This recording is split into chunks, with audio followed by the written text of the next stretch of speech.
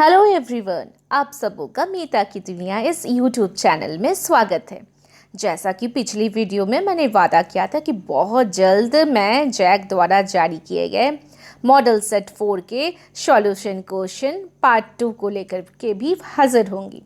Part 1 जिसमें मैंने MCQ question और फिल इन द ब्लैंक्स के उत्तर को बताया था, और इस पार्ट 2 में मैं शॉर्ट क्वेश्चन, वेरी कुछ short question, long answer question के आंसर को लेकर के हाजिर हुई हूँ।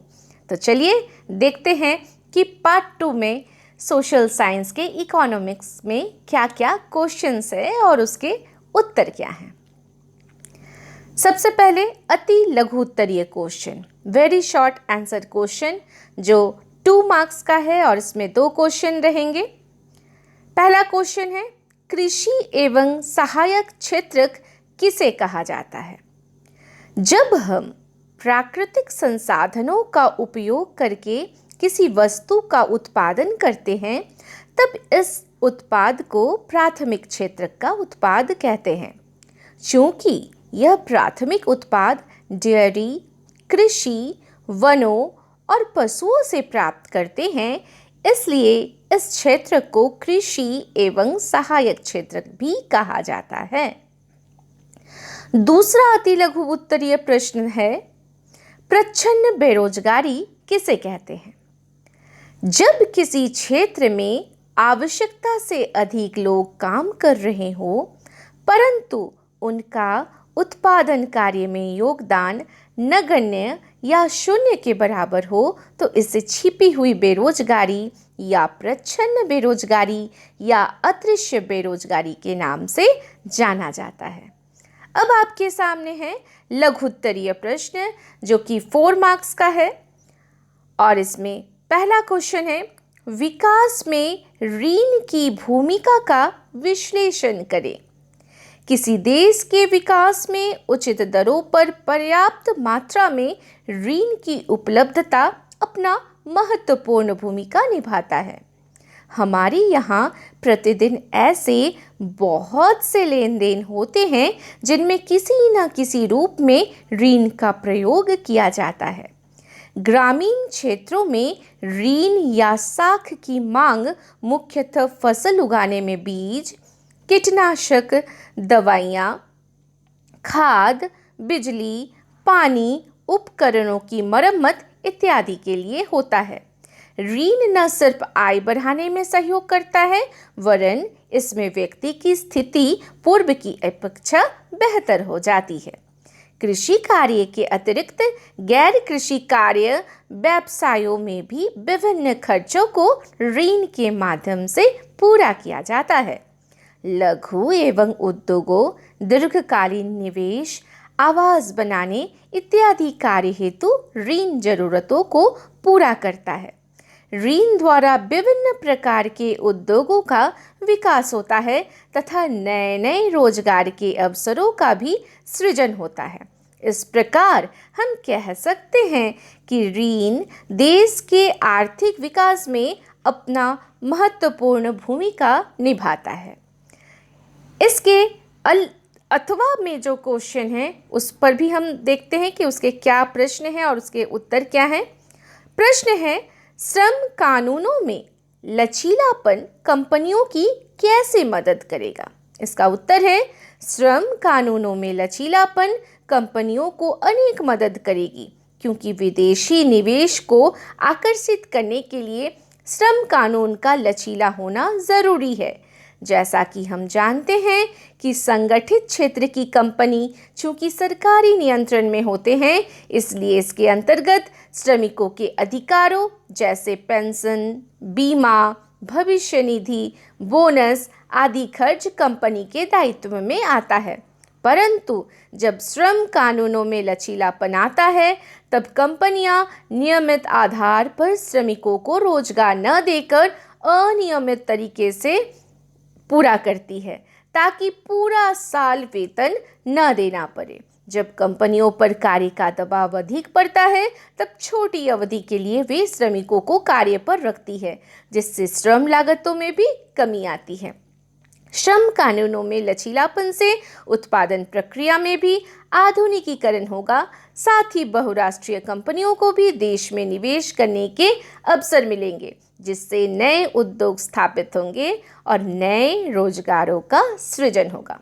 चलिए अब देखते हैं मॉडल सेट 4 के इकोनॉमिक्स में लॉन्ग आंसर क्वेश्चन क्या है, जो कि 5 मार्क्स का है। ऋण के औपचारिक और अनौपचारिक स्रोतों में क्या अंतर है? ऋण को 2 वर्गों में बांटा गया है, औपचारिक तथा अनौपचारिक शाख। ऋण के औपचारिक स्रोतों की कार्यप्रणाली पर भारतीय रिजर्व बैंक नजर रखता है। बैंक, सहकारी समितियां इसके अंतर्गत आते हैं। अनौपचारिक शाख के स्रोतों में व्यापारी, साहूकार, मालिक, दोस्त, रिश्तेदार आदि आते हैं।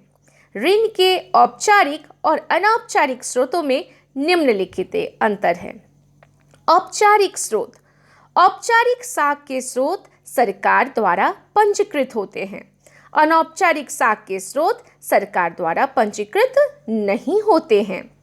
यह शाख विभिन्न कानूनों व नियमों के दायरे में आते हैं।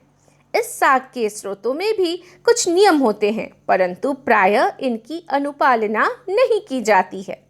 भारतीय रिजर्व बैंक ऋण के औपचारिक स्रोतों की कार्यप्रणाली पर नजर रखता है। अनौपचारिक क्षेत्र में ऋण दाताओं की गतिविधियों की देखरेख करने वाली ऐसी कोई संस्था नहीं होती है। औपचारिक स्रोतों द्वारा विभिन्न प्रकार के सामाजिक कल्याण से संबंधित उद्देश्य के लिए ऋण प्रदान किया जाता है। अनौपचारिक क्षेत्र का एकमात्र उद्देश्य लाभ कमाना होता है। ब्याज दर निश्चित होता है, ब्याज की दर ऊंची होती है।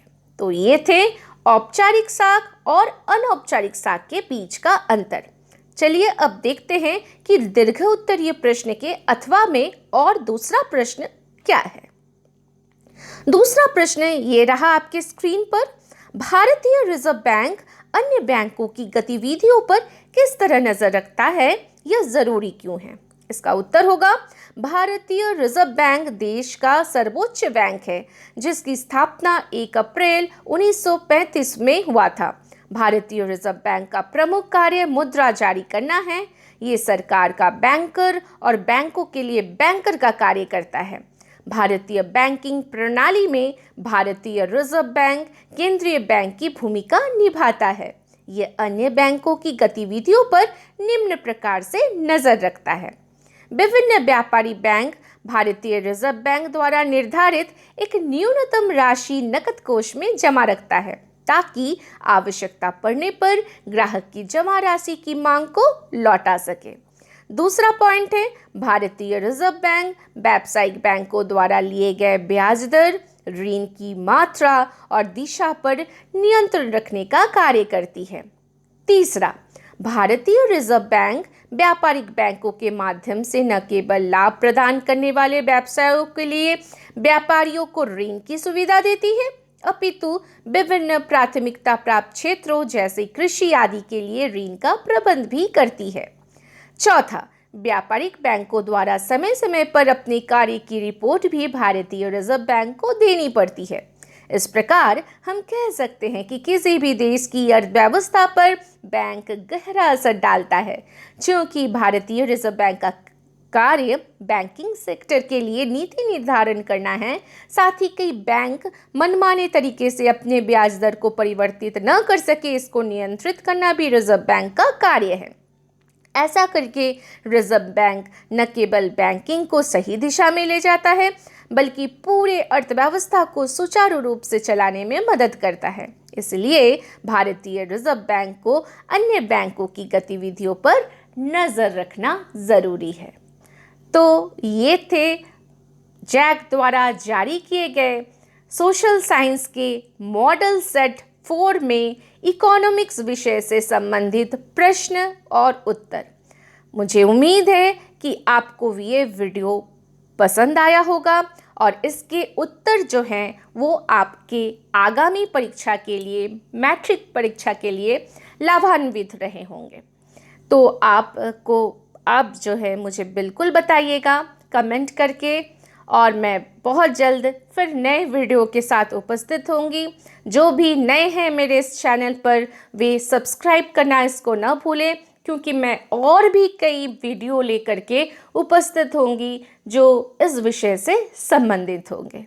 तब तक के लिए मैं विदा लेती हूँ, फिर मैं नए वीडियो के साथ आपके सामने आऊँगी। Bye and take care.